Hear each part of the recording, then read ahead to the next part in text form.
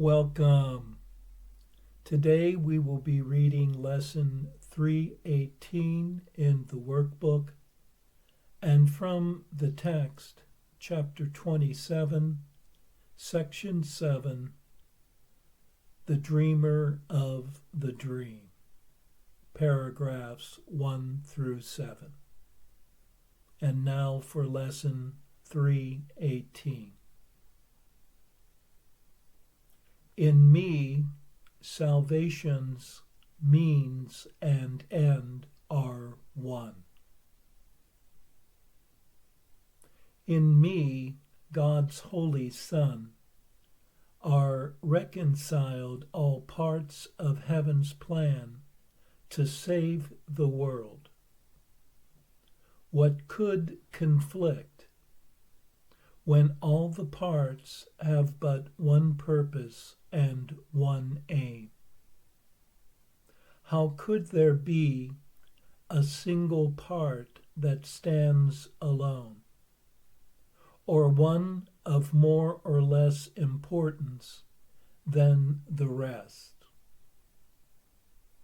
I am the means by which God's Son is saved, because salvation's purpose is to find the sinlessness that God has placed in me. I was created as the thing I seek. I am the goal the world is searching for. I am God's Son, his one eternal love. I am salvation's means and end as well. Let me today, my Father, take the role you offer me in your request that I accept atonement for myself. For thus does what is thereby reconciled in me become as surely reconciled to you.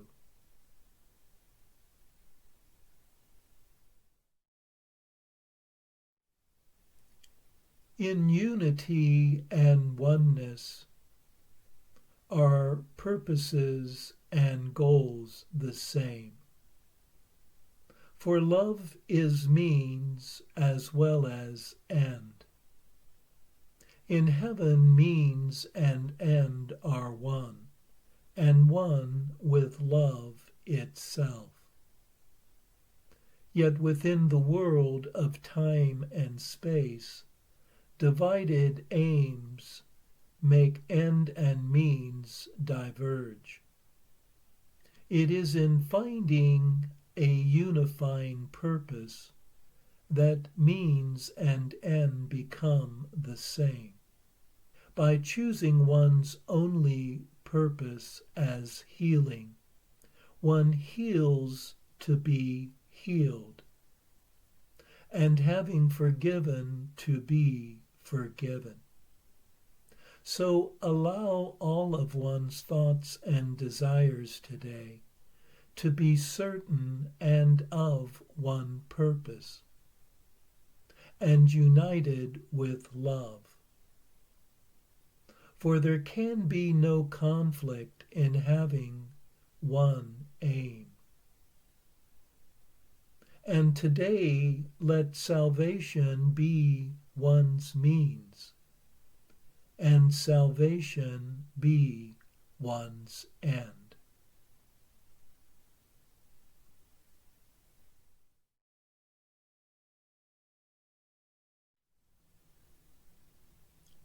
And now for our text reading for today, from chapter 27, section 7, The Dreamer of the Dream, paragraphs 1 through 7.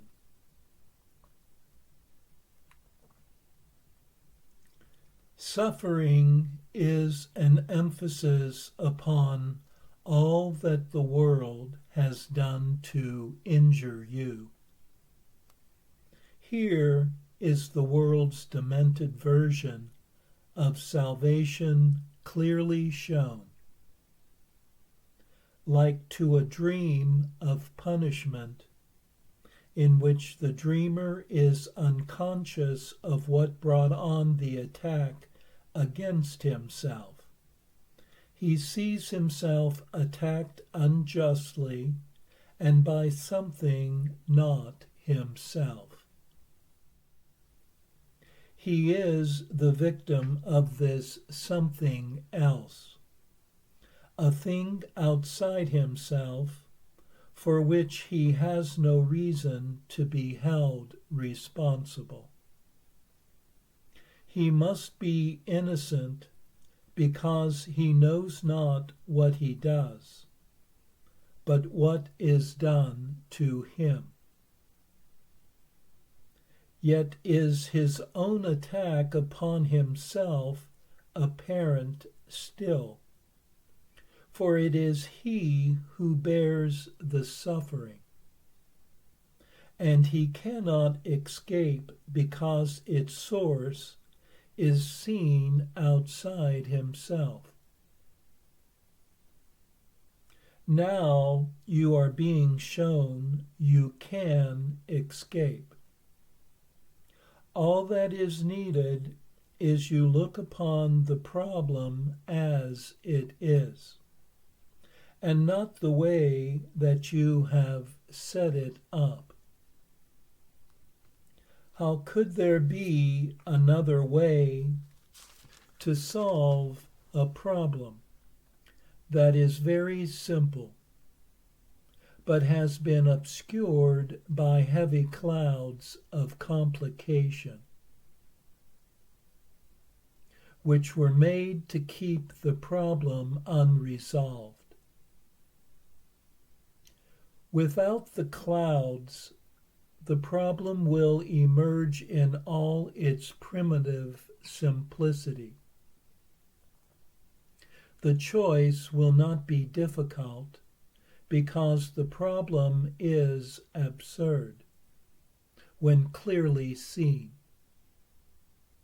No one has difficulty making up his mind to let a simple problem be resolved if it is seen as hurting him and also very easily removed. The reasoning by which the world is made, on which it rests, by which it is maintained, is simply this: you are the cause of what I do. Your presence justifies my wrath, and you exist and think apart from me. While you attack, I must be innocent. And what I suffer from is your attack. No one who looks upon this reasoning exactly as it is could fail to see it does not follow and it makes no sense. Yet it seems sensible because it looks as if the world were hurting you. And so it seems as if there is no need to go beyond the obvious in terms of cause. There is indeed a need. The world's escape from condemnation is a need which those within the world are joined in sharing. Yet they do not recognize their common need. For each one thinks that if he does his part, the condemnation of the world will rest on him. And it is this that he perceives to be his part in its deliverance. vengeance must have a focus. Otherwise is the avenger's knife in his own hand and pointed to himself. And he must see it in another's hand if he would be a victim of attack he did not choose. And thus he suffers from the wounds a knife he does not hold has made upon himself. This is the purpose of the world he sees. And looked at thus, the world provides the means by which this purpose seems to be fulfilled. The means attest the purpose, but are not themselves a cause. Nor will the cause be changed by seeing it apart from its effects. The cause produces the effects, which then bear witness to the cause, and not themselves. Look then beyond effects. It is not here the cause of suffering and sin must lie. And dwell not on the suffering and sin, for they are but reflections of their cause. The part you play in salvaging the world from condemnation is your own escape. Forget not that the witness to the world of evil cannot speak except for what has been seen a need for evil in the world. And this is where your guilt was first beheld. In separation from your brother was the first attack upon yourself begun. And it is this the world bears witness to. Seek not another cause, nor look among the mighty legions of its witnesses for its undoing. They support its claim on your allegiance. What conceals the truth is not where you should look to find the truth. The witnesses to sin all stand within one little space. And it is here you find the cause of your perspective on the world.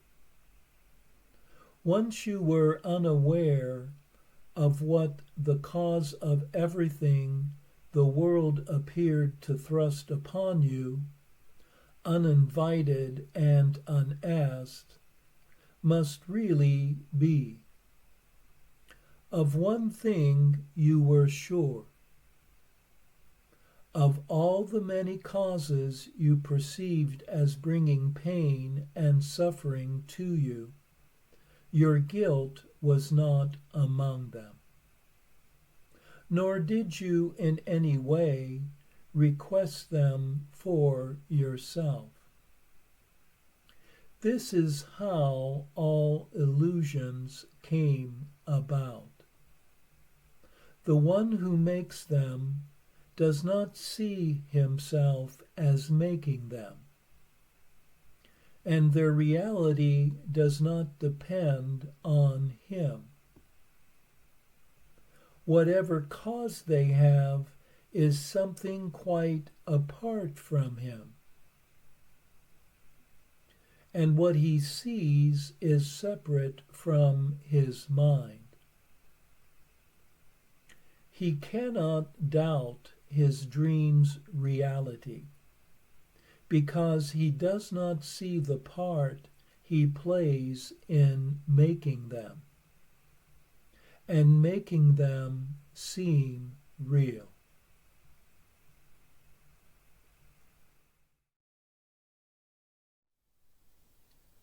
We learn in this section that to maintain one's illusions concerning the world requires that one not recognize that one is making them and that their reality is separate from oneself. One then can conceive of oneself as a victim of outside forces that one has no control over. One then claims one's innocence in the face of unfair attacks on oneself. As in the night dream, what one experiences one takes to be real, not seeing that their cause is in one's own thoughts. And one does not recognize that the source of one's suffering as arising from the guilt within the mind being projected outward. And thus it is in withdrawing one's attacks and condemnations on the world that one's own freedom from pain and suffering are finally found.